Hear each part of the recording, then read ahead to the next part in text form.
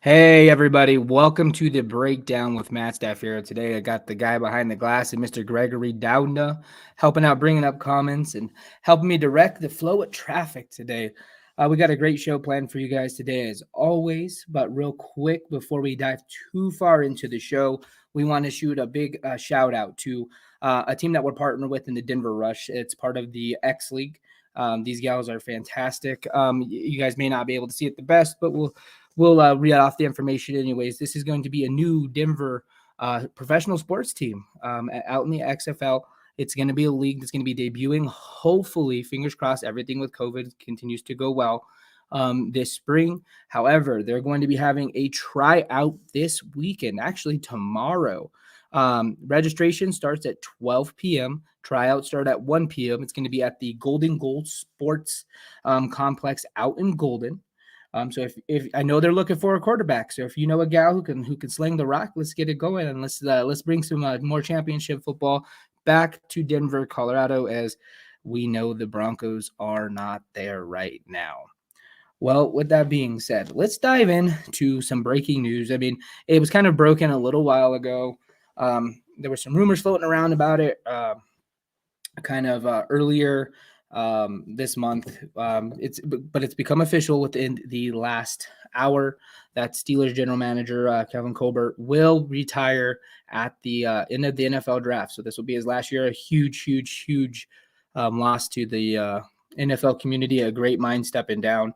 Kind of like I said, I wasn't planning to talk about it too much, but look at the culture that he was a part of. I mean, look at it going back to, what's happened with Mike Tomlin, the finding of Ben Roethlisberger. I mean, so many good things. Great mind there. But all right, well, let's dive into the news that everybody is most excited for. We got a press conference coming up today at 3 p.m. Mountain Time to discuss new Denver Broncos head coach Nathaniel Hackett. And as I dive into a lot of this, guys, please shoot me questions, comments, everything. Send it on over, and I will do my best to answer them as they come along. But yeah, Nathaniel Hackett. If you guys watched my first live stream on Nathaniel Hackett, he was not my top choice. John Gannon was, and fortunately and unfortunately, it didn't transpire that way. I thought Hackett was a lock to go to Jacksonville. And it was very close that it could have happened that way, as Jacksonville was scheduling a second interview or a third interview with Nathaniel Hackett right as the news broke that George Payton said, "No, you're my guy. I need you to come here." So, let's dive into Nathaniel Hackett. I'll be honest, I'm excited. I definitely have concerns. If we look at what Nathaniel Hackett's done lately, it's not as impressive because he's overshadowed by Matt LaFleur. He's overshadowed by Aaron Rodgers, and that's a concern because he's called plays in the past before, but it's also been several years since he's had to call plays. He's been several years since he's been in a position of control. Navigating his role in Green Bay is not the same as what he's going to be taking on now as the head coach. I think it's a genuine concern right now.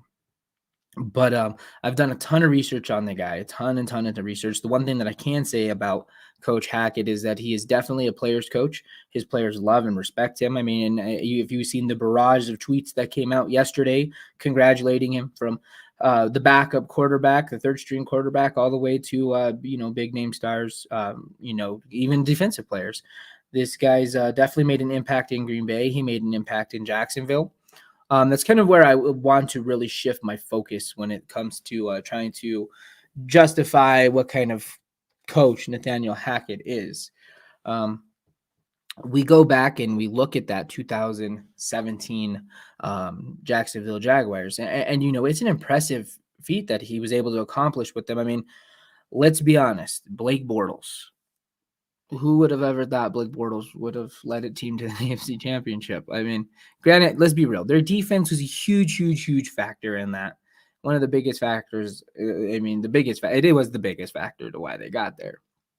But he was able to adapt to a system that fit his quarterback.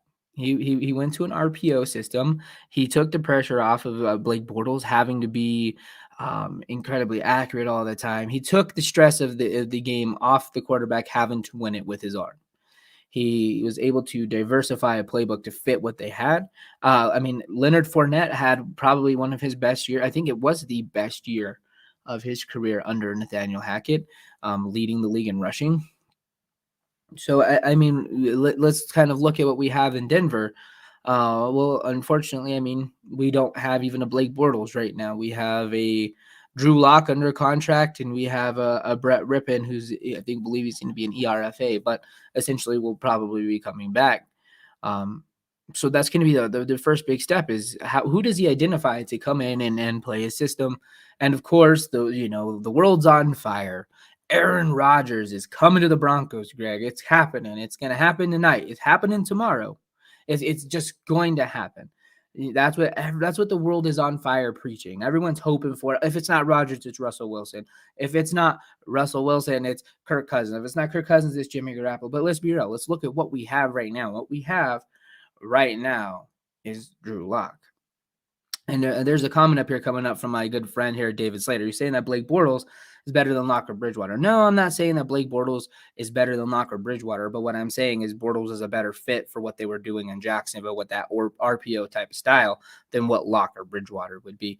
I mean, do I have to bring up Cincinnati game, Dave? Do I got to bring up what happened when Drew Lock decided to go RPO?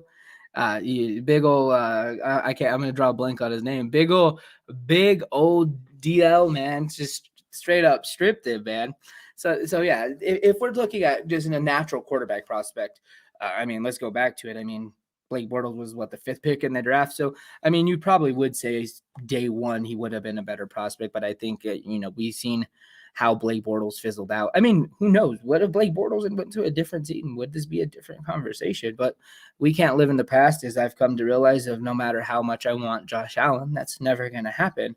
We will never, ever not have Josh Allen over Bradley Chubb, as much as that stinks.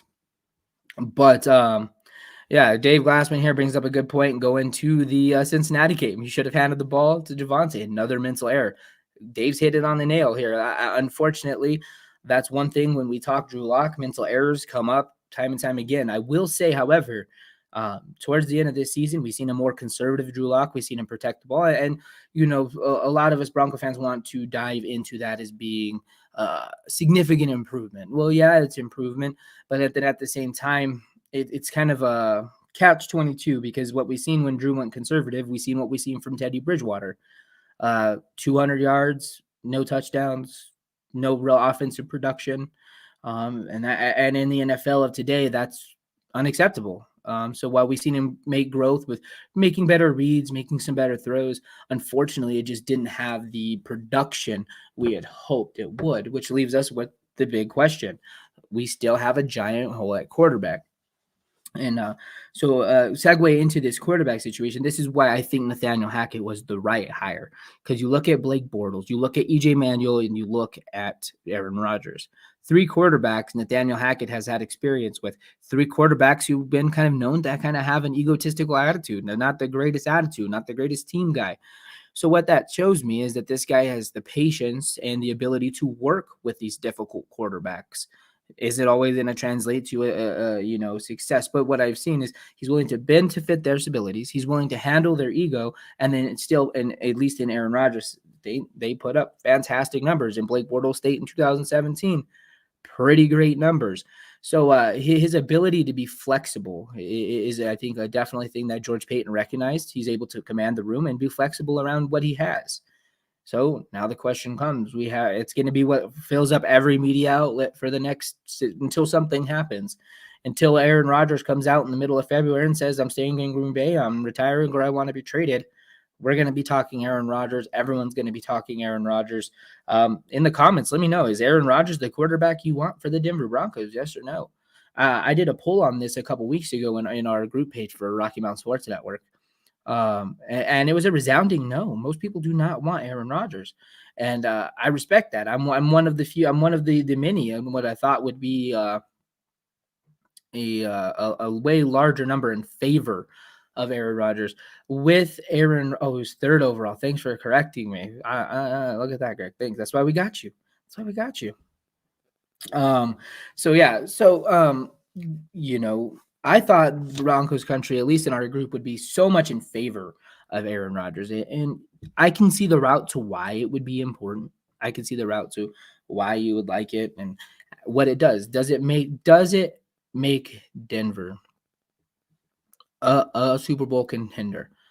And depending on how you position yourself on this, one could argue yes, and one could argue no. Dave Glassman here on Facebook popping in saying he'll take him if the price is right. And I'm on the same page as you, Dave. That's where I'm at with it right now. But this is the risk. Everyone's like, oh, Rodgers got to control. Our good buddies, even at King, some of our buddies at K&K, some of my buddies over in Minnesota, some of my buddies other places. Well, Rodgers controls his destiny. Well, yeah, in a sense, he controls his destiny. But let's be real. How much does he really control? Yeah, they said, we'll give you the ability to be traded, but Aaron Rodgers just can't come out and say, well, I want to go to the Denver Broncos, and you're going to make it happen. Because if that's the case, Denver Broncos and Aaron Rodgers hold all of the cards. He could be like, all right, well, here you go, Green Bay. Here's a 6th-round pick. That's all you're going to get from us. Let's be real. That's not how it happens. Green Bay is not a dumb team. They got a good GM and Gutekunst in place. They put safeguards. There's going to be a bidding war. Let's be real. The real formula to this is going to be, let's say 8 teams come out and say, hey, or Green Bay sends out their inquiry. Aaron Rodgers is available. Who wants in? 8 teams reply. Okay, out of those 8 teams, they're like, okay, Aaron, these are the 8 teams that said they want you. Aaron Rodgers is going to take a look at that list, and he's going to eliminate. I don't want to go to the Colts. I don't want to go to the Browns. I don't want to go to the Texans. Whoever you want to take off. Right? Okay, so let's say that list gets cut down to 4. They're like, okay, Aaron, here's the 4 teams that you picked. They said that they're willing to work with you. All right, then Green Bay's going to go and set an entry-level price. Okay, but for you to even get in this conversation, it's going to be 2 1s, 2 2s, and 2 players on rookie contracts. Teams are probably going to drop out, and that's just to buy in. Okay, well, Aaron, we're taking these 3 teams. They said that they're willing to meet our asking price at this level. It's going to be a bidding war now. So now it's going to go to this bidding war, and then he'll go to the highest bidder of the teams that he selected out of those options. There's no way that he could just go say, I want to go to Green Bay. I want to go to the Raiders. I want to go to the Colts. It won't work that way. Yeah. So everyone who's like diving in, Aaron Rodgers is one way or no way. Rodgers is the man. Rodgers got it. That's not how it works. No, anyone who thinks that, is he available? Yeah. But if you get involved in this bidding war, you really have to be cautious of what you're going to spend. Also keep in mind, 39 years old. Keep in mind that it's $50 million is what he's claiming he wants next year. That's a heavy, heavy, heavy price. Next year on the books, the salary cap hit won't be so much at that $50 million. It really won't be. But then at the same time, let's turn around. Green Bay trades him this year. He brings along, I believe, a $26 million cap hit. That eats up half of what the Broncos have right now. Broncos do have a lot of holes still. I mean, let's look at inside linebacker. Alexander Johnson, Josie Jewell, and the star that we've got via trade that George Payton located in Kenny Young, all free agents. You look at that cornerback room. They're losing Bryce Callahan. They're losing Kyle Fuller. Ronald Darby struggled to stay healthy all season. Michael Ojemudia struggled to stay healthy all season. If you're spending half your contract or half your stuff and you traded half your picks to get this guy, where are you really going to plug those holes? And then all of a sudden, does it flip into that situation where Aaron Rodgers says, I don't really want to go to a team that's rebuilding? Well, if you trade all your capital and you trade a couple good players and already got a couple holes, do you go from a team that was in contention to a team that's kind of got too many pieces to fill? Does that make Rodgers not as excited to be here? And I think Mohammed just got a great point. My bad, I kicked it off. Okay. He believes that Peyton would pull out if the asking price gets ridiculous. And I completely agree with you. If let's go back and look at last year, we talked awful lot about the Matthew Stafford trade. And the rumor was, it was all about Drew Lock. Well, was it really about Drew Lock, or was it the fact that the Rams came in and they offered Jared Goff, they offered more picks? At one point, it was rumored that it was just a second-round pick difference before the Rams got involved. But George Payton didn't want to give up an additional pick. He likes calculated risk. He's he's not going to go out. He'll go out on a limb and he'll try to chase something, but he is going to essentially be aggressive but not reckless. Like Dave Glassman says right here, aggressive, not reckless. In Peyton, we trust. And essentially, that's where we're at. I mean, I respect the previous regimen a lot in what John Elway was able to do with the Super Bowl victory. Okay. But I will be honest with you, and this might make Broncos fans mad. I think John Elway was a terrible general manager. That's just it. He had a horrible draft record. He found some really good talent, but he never was able to retain his talent. Bradley Roby is a great example that comes to mind right off the top of my head. I believe looking back at it, out of his entire draft, because we have to exclude I exclude Von Miller from the John Elway draft class because, yes, he came in as general manager that year, but at the same time, Brian Sanders did all the work. Brian Sanders was the man behind it with the plan. Brian Sanders is also one of the biggest reasons why Peyton Manning came here. We give it to John Elway because he's the face of the franchise, but Brian Sanders did a lot of the dirty work in finding Von Miller, in getting Peyton Manning. We forget those names that were working hard behind him. The guy who was here first, but Elway was the first one to demonstrate with this that you can buy a Super Bowl, but it doesn't last. Look at what's happened. We went out, we got Manning, we put all that in there, and we got a taste of that. We got a little taste of what it was like to buy this veteran quarterback and to be that perennial Super Bowl contender. Well, then we kind of fell off the bandwagon. We went with Trevor Siemian, we went with Joe Flacco, we went with Case Keenum. So hey, buddy, we're watching you on YouTube. I'm not sure, Dave. Can you clarify? Some people are watching you on YouTube. Some people are watching me on Facebook. I'm not sure. It could be StreamYard, maybe a technical error. But my bad. Clicking things off. Oops. We're fighting. They're fighting, Greg. We're fighting. Okay. You handle that stuff. I'll go back to talking. Going back to John Elway, so we get him all this credit. He's the first GM that says that, like I said, you go out and you can buy a Super Bowl, but does it really mean lasting success? And as we found now, that it really doesn't last. We are the Denver Broncos have had the worst playoff drought post Super Bowl win in NFL history. It's been disheartening, and we continue to be stuck in this mindset of revamp. Let's just get the next veteran quarterback. Let's just go get the next defensive-minded coach. Let's go get the next offensive coordinator who can try to run this West Coast. That was just a rinse, wash, repeat cycle that John Elway did after the Super Bowl. Everyone was so quick to dog on Brock Osweiler, but let's be real. Without Brock Osweiler in 2015, that Super Bowl doesn't happen. So John Elway essentially had the best of both worlds here. He got the all-time pro in Peyton Manning. He drafted a quality quarterback in Brock Osweiler. We developed Brock. This system was built for Brock. But John Elway got the money got too tight for a quarterback who I mean, at that point, I guess you could argue was unproven. But at the same time, you've already invested a ton of resources, a development, coaching time to get this kid to where he's at. You've built a system for him, and then you let him walk.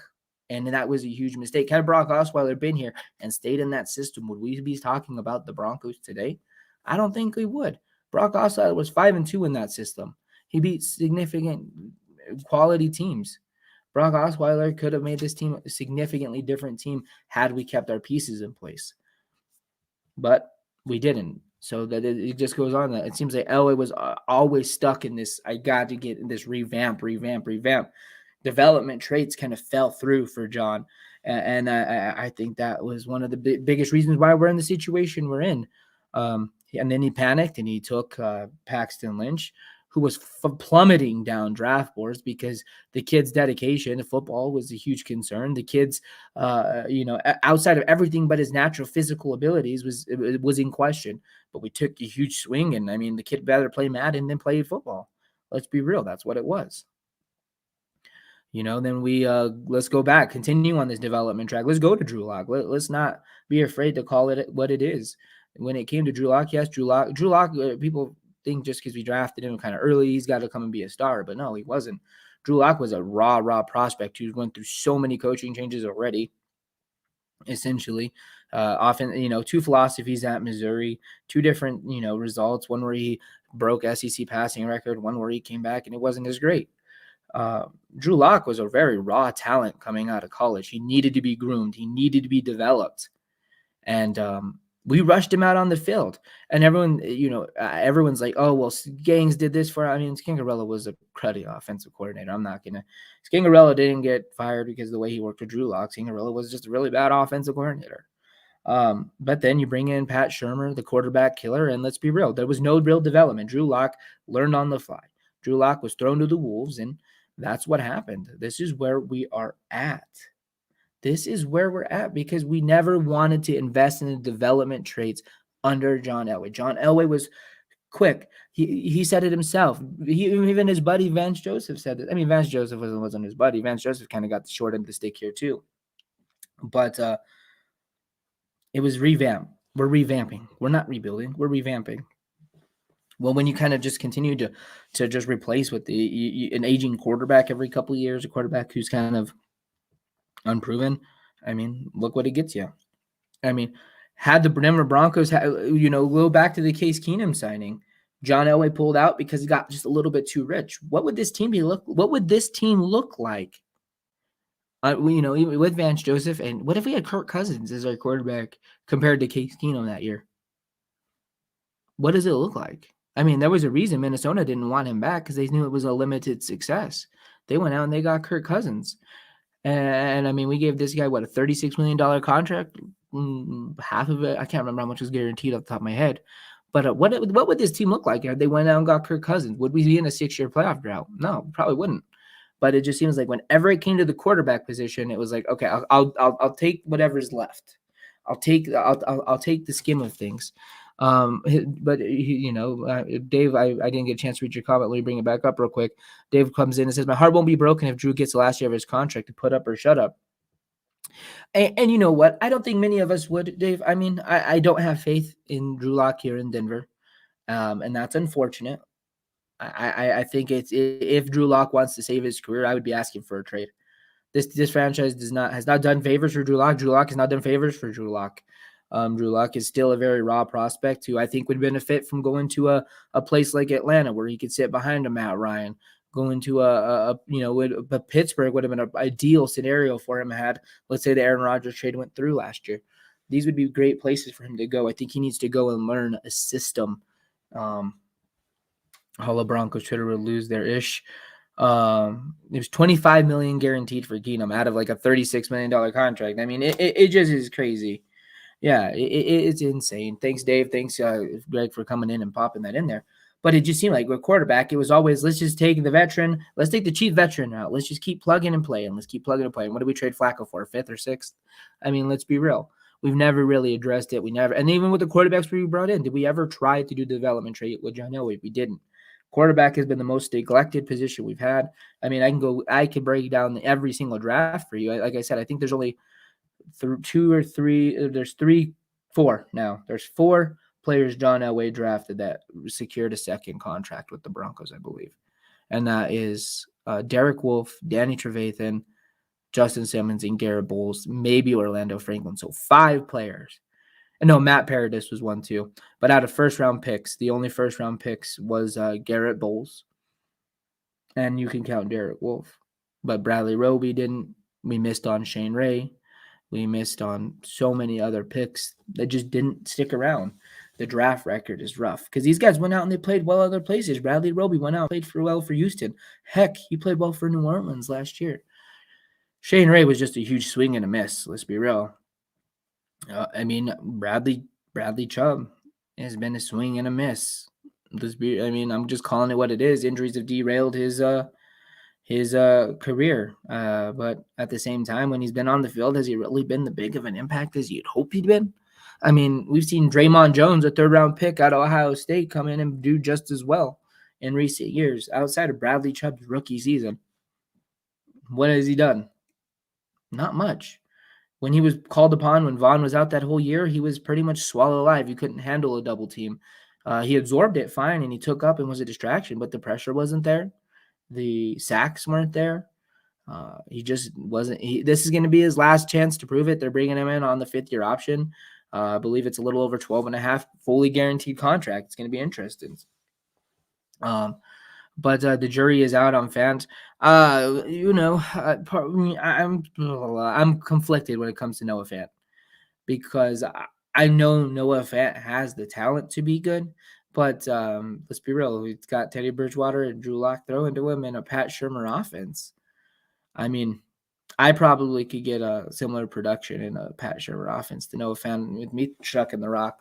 But I think Noah Fant, let's see what he could do with Nathaniel Hackett. Let's see if he could get involved. Let's see if what that looks like with him. But the big question is, who does Nathaniel Hackett want at quarterback? Aaron Rodgers is a dream right now. Let's be real. Aaron Rodgers is a perfect world for the right price. That's a pipe dream. We got to hope. We can all hope and fingers crossed that it can come in. But, I mean, does Aaron Rodgers coming really make this team a Super Bowl contender?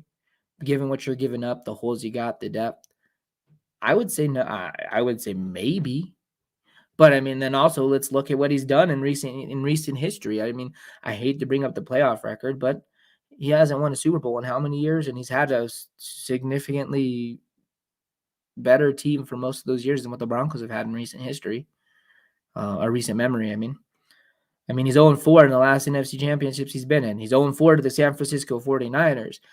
Those are big question marks to fill. Let's be real. The Green Bay Packers are just as good as the Broncos roster, if not better. Does he not have the same offensive weapons? Sure. But, when healthy, Elton Jenkins, who's technically their guard, outperformed Garrett Bowles this year. When David Bakhtiari's out there and Elton Jenkins kicks inside, that left side is significantly better than what Garrett Bowles and Dalton Reisner is. They got an experienced center they got an experienced center. They got Billy Turner, who's played well for them. Valdez Scantling has been a go-to for Rodgers. Is he a Cortland Sutton? Is he a Tim Patrick? No, but he's been consistent for him when he's healthy. He's got the top 2 receiver in the NFL in Devontae Adams. He's got decent tight ends that have come in. He's had Jimmy Graham before. He's got Mercedes Lewis. He's got Tunyon this year. Are the weapons great? No, but they're not awful. He put up MVP numbers in the regular season with them.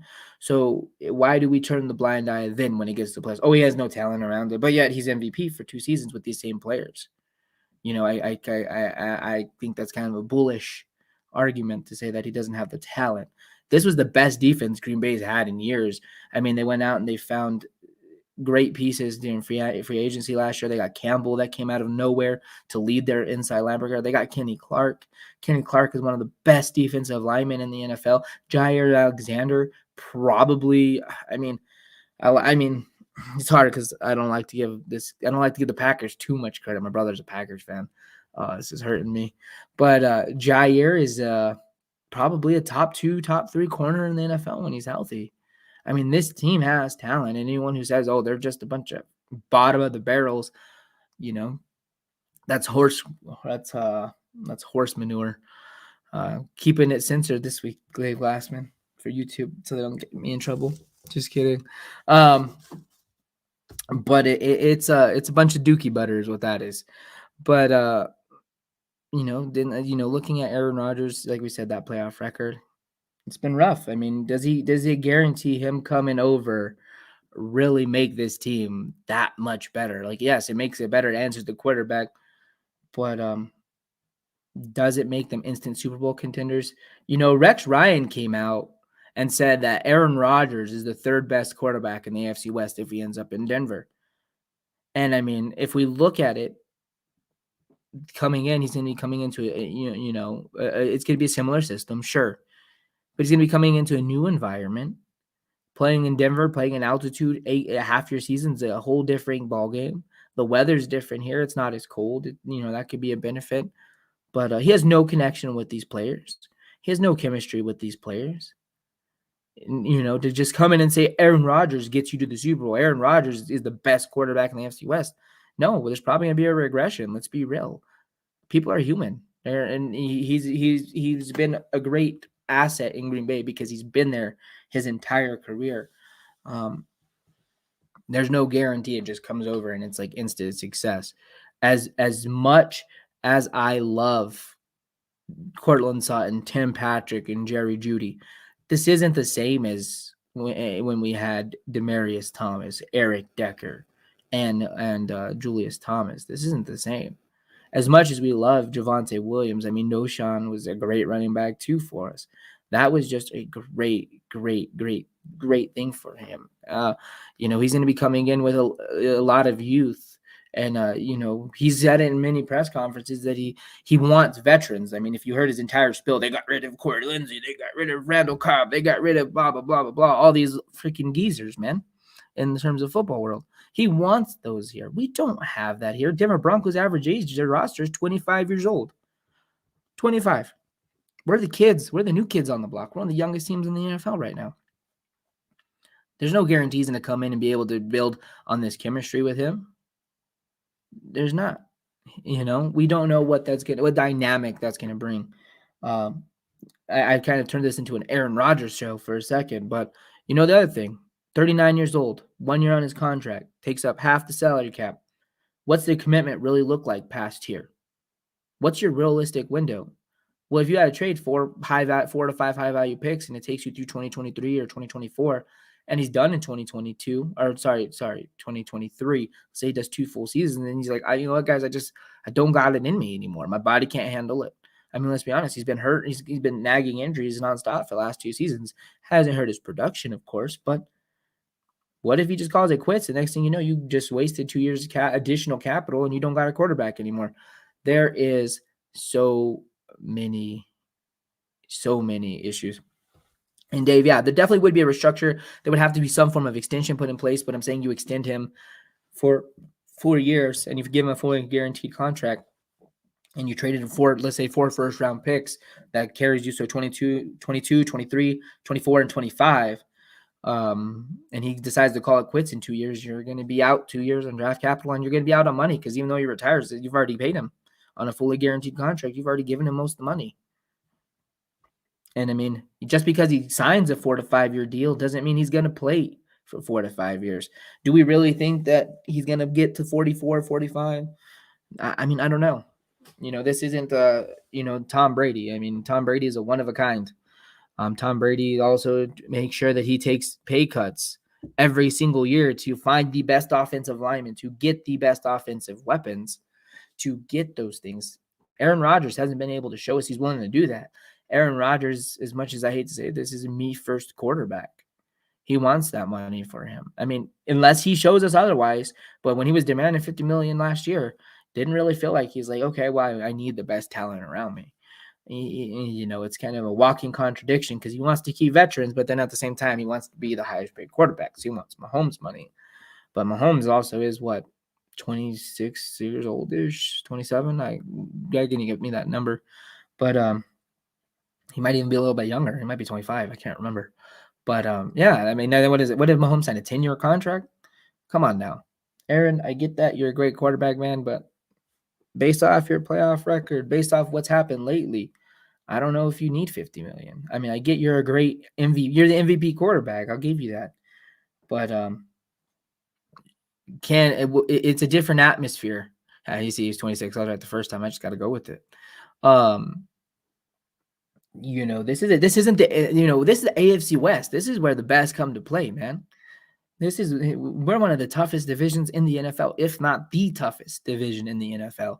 I mean, look at it till the end. Even though we kind of sucked this year, we were battling it out for the West still, for the playoff spot. This is a very, very difficult division to play in. This is not the NFC North where you play the Minnesota Vikings, Detroit Lions, and Chicago Bears. Four out of those 6 games are gimme games. Let's be honest. Detroit's a dumpster fire. Chicago's a dumpster fire. And Minnesota's defense was so atrocious, Pee Wee football probably could put up 21 points on them. I mean, Kirk Cousins balled out this year, top 3 quarterback in terms of every measurable stat you can put out there. But their defense allowed 1 more point than what their offense could produce. I mean, it's that that's atrocious. But we got another comment coming from Dave here. Dave Glassman. Frankly, Rodgers is my 3rd choice out of the potentially available top quarterbacks. A cleared Watson, Wilson, then Rodgers. I completely agree with that list. And I'm fine paying even, if it costs me 6 to 7 high value picks for Deshaun Watson.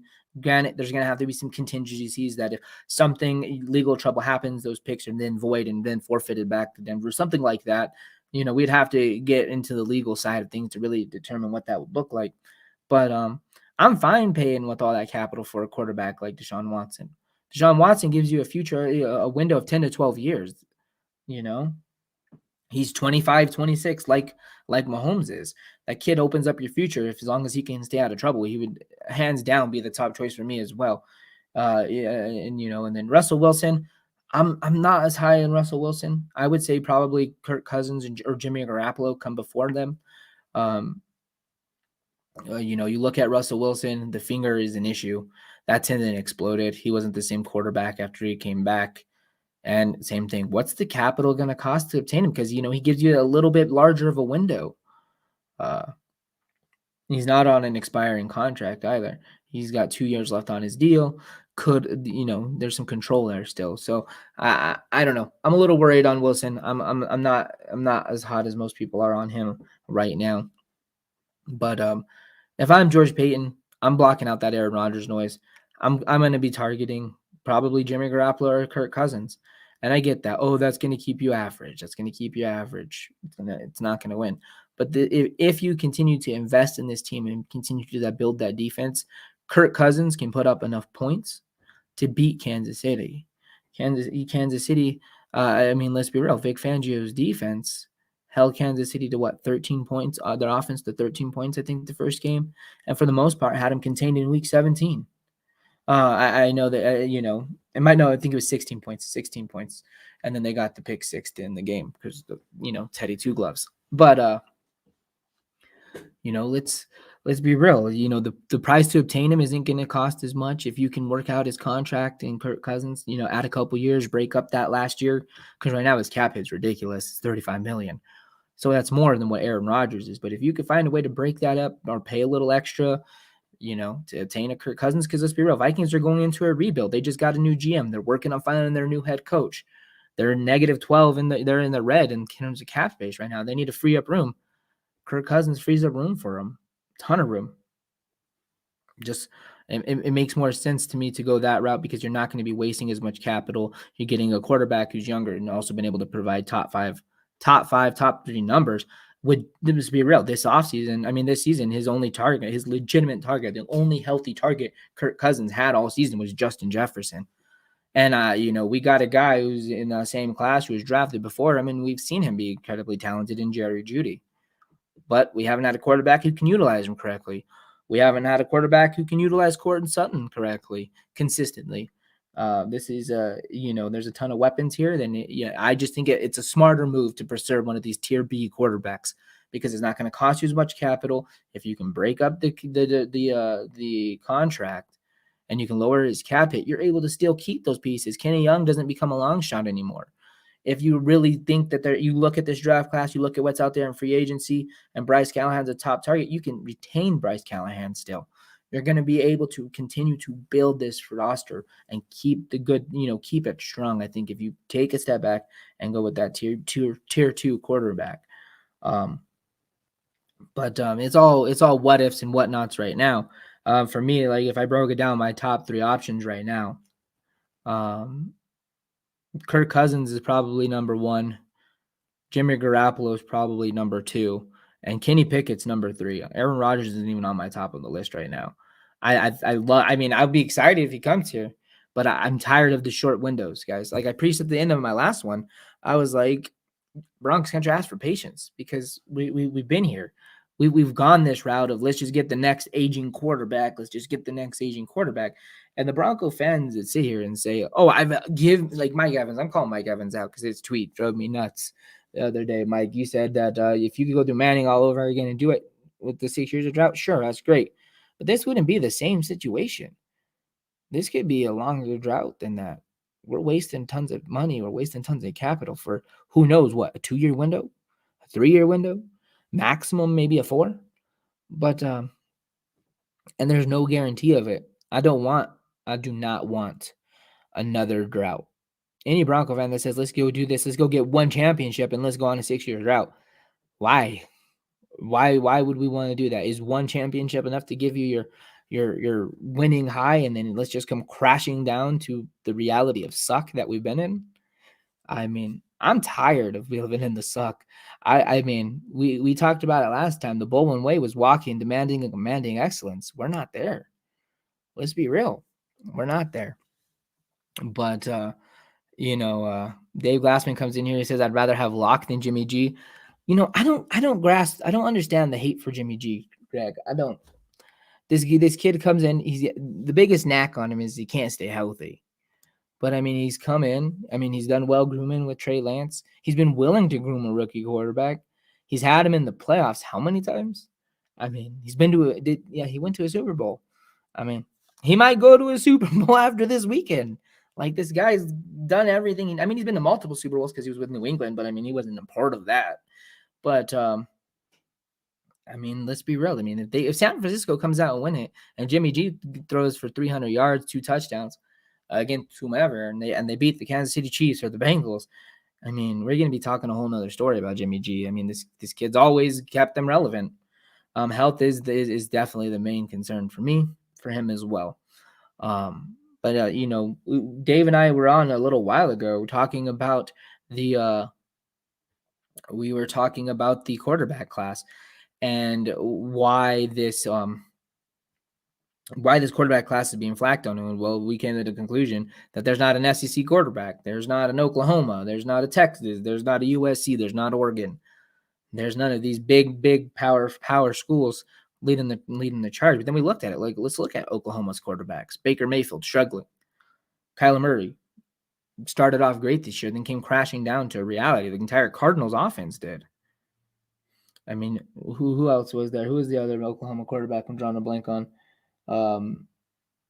It'll come. Oh, Jalen Hurts, same thing. He averaged at the NFL level. Let's be real. Go to Oregon. Justin Herbert looks great. And so there's one good one, but then let's look at the last one out of Oregon, Marcus Mariota. Marcus Mariota came crashing down to reality and got replaced by a wide receiver in Ryan Tannehill. I mean, let's be real. USC, who's the last successful quarterback USC produced? Greg, I'll see if you can find that one. It's Carson Palmer. I'm just gonna give. And what was Carson Palmer like? Carson Palmer was an average quarterback. So everyone's like, oh, there's none of these big old power schools. But look at Jimmy G. Where is he from? Is it Eastern Illinois? Is that correct? I mean, you look at Ben Roethlisberger, Miami of Ohio. You look at who's the other quarterback? You look at Russell Wilson. You look at Phillip Rivers, North Carolina State, slash Wisconsin for Russ. So I mean, we're hating on this class because there's no quarterbacks. Remember, the last quarterbacks from these really big schools really didn't do well. I mean, let's look at Desmond Ridder. Desmond Ridder has been like the cookie cutter of consistency. Like his seasons are literally like they just go in with a cookie press and it's the same thing every year. It's consistently good. It's consistently not great, but it's never bad. Like it's almost his season is almost the exact same from his very first start to wrapping it up here in the championship game against Alabama. You look at Kenny Pickett, it's not as great. But we talked about risers earlier. Joey B out of, kind of did nothing at Ohio State. Going over to LSU was an average, but then he had a freaking stellar year. I mean, Kenny Pickett's right there. Matt Corral, he's the SEC kid, and let's be real, I don't think he's the top anywhere near the top quarterback in this class. Matt Corral was sliding down. I was high on Corral because I think I was tying myself to this SEC connection that just because he's in this power conference, he's the best option. Corral, I don't think that's the case. Looking at Corral, there's significant injury concerns. There's accuracy concerns. There's decision-making concerns. But then I flip over and, I go look at Carson Strong. This kid's got the solid pocket presence. This kid's got an arm that is nuts. I mean, this guy can make all the throws. You talk about Drew Lock and the arm. This kid's got the arm right there with him. But he makes better decisions. His biggest knack is his knee, and he's not mobile. Well, we can live with that. Tom Brady's not mobile. Hell, Matt Stafford isn't very mobile.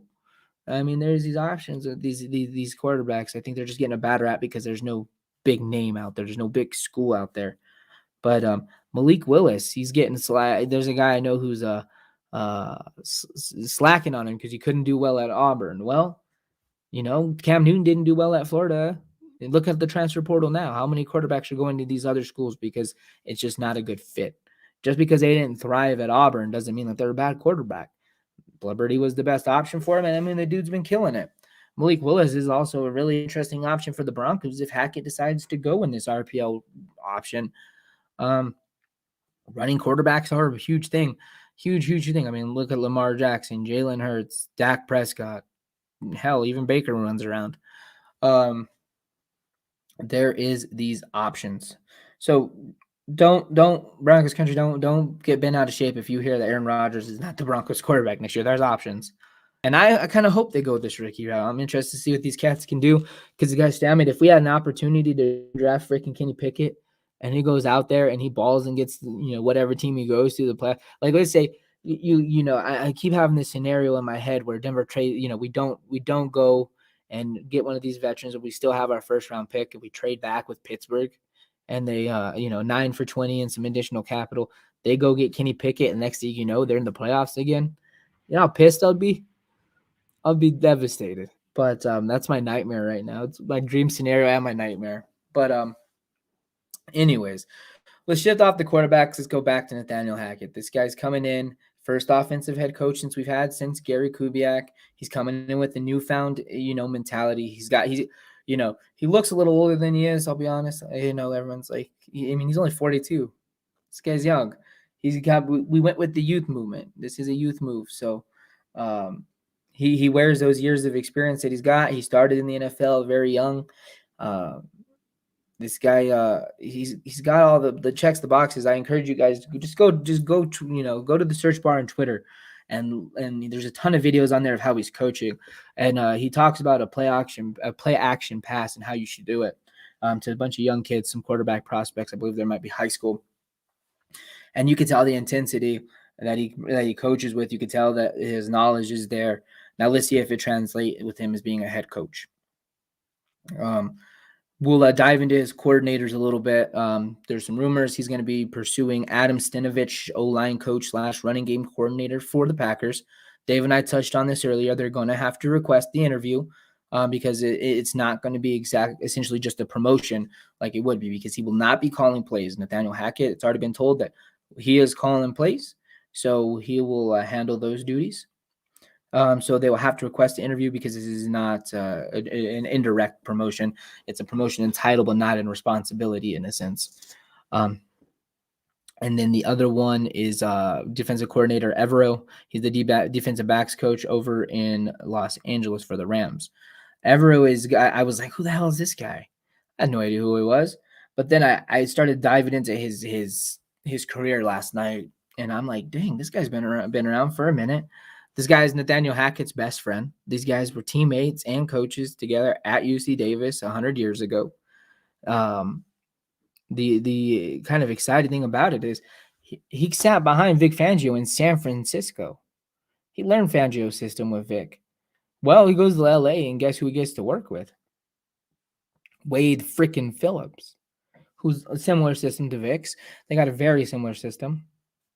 So he's been essentially groomed by two of the greatest defensive minds in NFL history, both who have had fantastic defenses in Denver. It almost just makes too much sense. Bring this guy in, you're going to be able to run the same philosophy. You're going to be able to keep the same personnel. Which, if we go back to talking Dan Quinn, thank goodness he's not the head coach, because then this show would not have happened. I would have been dying under a rock somewhere, because we would have had to talk about 4-3 defense and what a failure that is. 4-3 defense is atrocious. We don't have the personnel for it, unless you think that Bradley Chubb should be playing coverage or something, because we don't have a single coverage linebacker. David Slade, my good buddy here coming in, says that remember that Locke was a top 10 guy in 2020 throwing out of play action. Hackett could be a savior.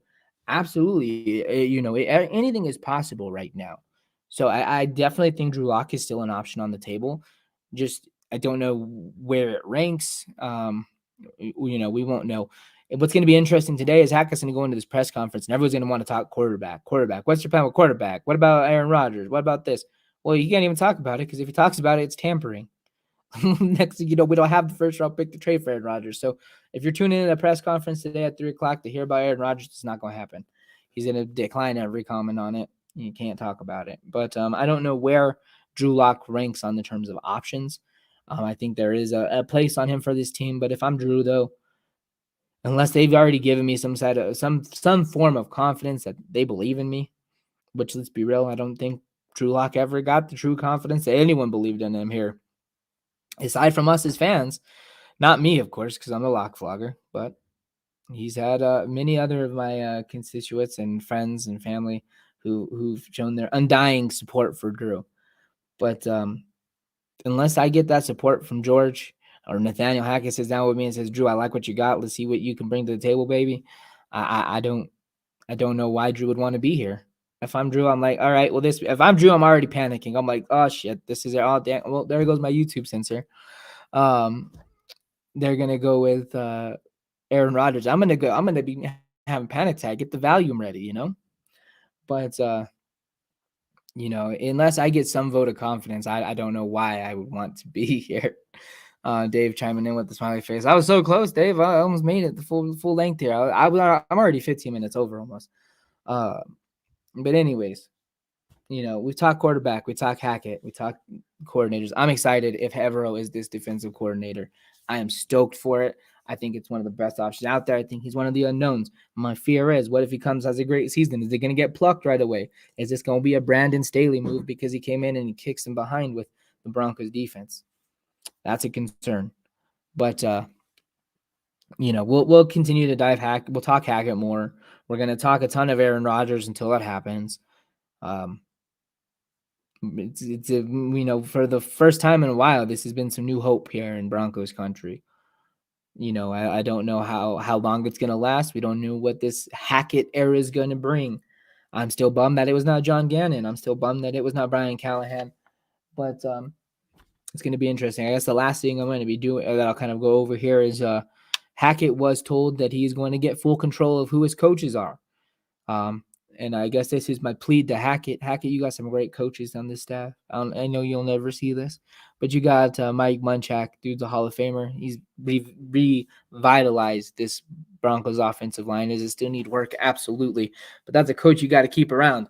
Coach Azaziani, wide receivers coach. Dude is one of the next great minds. That's a guy you want on your roster. Definitely don't want to lose him. Curtis Modkins, man, he develops running backs like I eat Rice Krispie treats nonstop. And then there's definitely Bill Kollar. Without Bill Kollar, man, this defensive line would be atrocious. Bill Kollar is he's a bulldog. He's in the trenches. He gets up in these guys. He don't care that they're 26 years old. He's ready to go. Kollar is a legend here, and I hope that he considers keeping these guys around. If not, you got some big shoes to fill. So take it easy with this coaching staff. Don't rush any decisions, and let's see where it goes, guys. If you guys got any other last-minute parting shots, questions, shoot them real quick.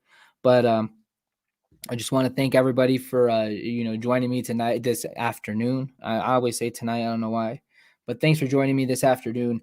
Just to break down Broncos news. I'm going to be trying to do this more often. Also, we got a new show that just debuted today, On the Fly. It's going to be a great show. It's going to be at 10 o'clock every single Friday. It's just going to be on the fringe, off the cusp, sports talk, whatever you got. Send us questions, hockey, basketball, football, anything. If we don't know the answer, we'll call Greg because Greg's all knowing. So tune in for that next Friday at 10 a.m. on the Rocky Mountain Sports Network, on the page, on YouTube, everywhere. Real quick. We got the have you tried peanut butter and Rice Krispie treats? It's fantastic. Well, no, I had not. Now it's lunchtime, so I'm gonna go eat some, and maybe I'll try that. Yeah, thanks, Dave. I was over here trying to think of the damn name for our brand new show, and we literally developed this show in like 45 minutes. They were like, screw it, let's do something new. Freestyle Friday, 10 a.m. every Friday on the Rocky Mountain Sports Network, YouTube, Facebook, anywhere that you catch us live. We're going to be recording it, throwing it up on a pod as well. And then also, don't forget to tune in this Wednesday, 4th and 99, the flagship show right now, where the players come to play, and I drive David Slade nuts because I talk bad about Drew Lock. You don't want to miss it. It's fireworks almost every Wednesday. Check us out on Wednesday. That one's at 6 p.m. Mountain Time, and that's going to be a blast. But real quick, before I hop off, I'm going to bring up the Denver Rush again because we are so thankful to be partnering with them, to be their media team, to be working with them. Greg himself is going to be out there tomorrow, I believe. He's going to be right, and we're going to do some follow-up, get some interviews with the ladies. If you guys remembered, if you were back with us in the summer, we did a whole extravaganza just introducing the Denver Rush and all the wonderful gals they got on their roster, introducing Coach Haas, who's a fantastic coach. They're going to be doing all of their tryouts tomorrow at the Golden Goal Sports Complex in Golden.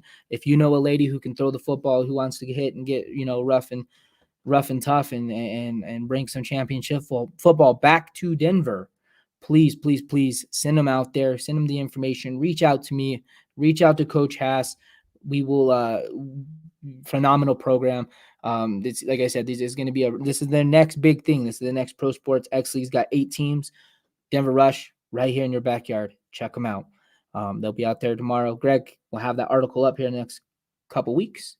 Or a couple days, couple weeks. I don't know when you're gonna do it, Greg. You'll get it figured out. Yeah, exactly. It'll come and it'll be up. Don't worry. Okay, yeah, that's not. I'm not. I don't publish. I am not the publisher anymore. I've relinquished those duties to others. But anyways, thanks for joining me today. I've rambled on for more than an hour. Thanks for sticking around the whole hour, Dave Glassman and David Slade, and anyone else who's popped in. I appreciate all of the support while we do this. I'll try not to talk about Aaron Rodgers for an hour next week. Fingers crossed. No guarantee, no promises. You can't get your money back if I do. But this was the breakdown with me, yours truly, Matt Staffiero. If you ever want to chat football or other sports, there's my Twitter right there, Staffiero NFL. Reach out. Find me on Facebook. I'm just like you guys. Just a fan, man. This is what we do. We love it. We love what we do at Rocky Mountain Sports Network. We're trying to give you guys some really good coverage. If you know anyone who you think would be good at talking sports and ain't afraid to jump on the mic, send them my way. Send them David Slade's way. We'll get them on. We'll set them up on a trial run, see if it's something they like. They might even produce their own show. Let's make it happen. Someone who wants to talk sports, or if they're interested in writing articles, please have them reach out to me, and we'll get the ball rolling there. But thanks for joining me today. I think we're heading out, Greg. You can go ahead and hit that outro video. See you guys next time.